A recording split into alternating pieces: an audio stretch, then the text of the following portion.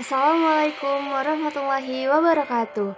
Perkenalkan, nama saya Suti Mundawaro, NPM 1705-160394, kelas 7B Malam, konsentrasi keuangan. Di sini saya akan menjelaskan tentang metode analisis kebangkrutan. Yang pertama, yaitu pengertian analisis kebangkrutan. Kebangkrutan adalah masalah yang sangat esensial yang harus diwaspadai oleh perusahaan, karena jika perusahaan sudah terkena kebangkrutan, maka perusahaan tersebut benar-benar mengalami kegagalan usaha. Untuk itu, perusahaan harus sedini mungkin melakukan berbagai analisis, terutama analisis yang menyangkut kebangkrutan perusahaan. Dengan analisis ini, maka sangat bermanfaat bagi perusahaan untuk melakukan antisipasi yang diperlukan. Kedua, yaitu tentang faktor penyebab kebangkrutan. Ada beberapa penyebab kebangkrutan secara umum, yaitu yang pertama, faktor ekonomi. Faktor menyebabkan kebangkrutan dari bidang ekonomi merupakan gejala inflasi dan deflasi dalam harga barang dan jasa, kebijakan keuangan, suku bunga, dan deflasi uang dalam hubungannya dengan uang asing, serta neraca pembayaran, surplus dalam hubungannya dengan perdagangan luar negeri. Yang kedua, ada faktor teknologi. Faktor sosial sangat mempengaruhi terhadap kebangkrutan, cenderung pada perubahan gaya hidup masyarakat yang mempengaruhi permintaan terhadap produk dan jasa maupun cara perusahaan berhubungan dengan karyawan. Yang ketiga, ada faktor sosial. Mengenai teknologi dan informasi, penyebab biaya yang ditanggung perusahaan membengkak, terutama untuk pemeliharaan dan mengimplementasi yang tidak berencana, sistemnya tidak terpadu dengan manajer kekurangannya.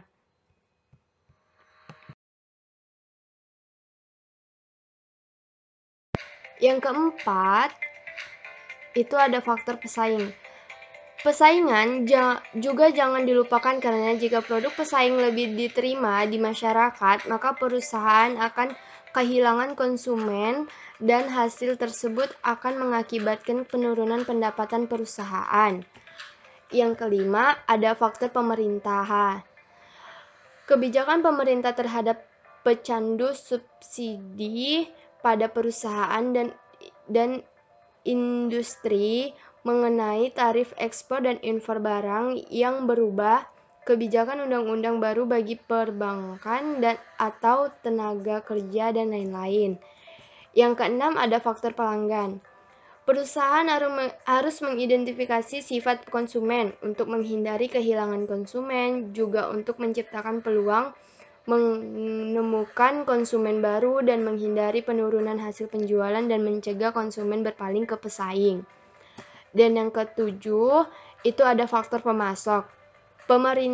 Perusahaan dan pemasok harus tetap bekerja sama dengan baik, karena kekuatan pemasok untuk kenaikan harga dan mengurangi keuntungan pembelian bergantung pada seberapa besar pemasok berhubungan dengan perdagangan bebas. Yang ketiga, yaitu saya menjelaskan tentang indikator dalam kebangkrutan. Yang pertama, ada analisis aliran kas untuk saat ini atau masa mendatang. Yang kedua, ada analisis strategi perusahaan, yaitu analisis yang memfokuskan pada pesaing yang dihadapi oleh perusahaan. Yang ketiga, ada struktur biaya relatif terhadap pesaingnya. Yang keempat, ada kualitas manajemen. Dan yang kelima, ada kemampuan manajemen dalam mengendalikan biayanya. Mungkin itu saja penjelasan dari saya.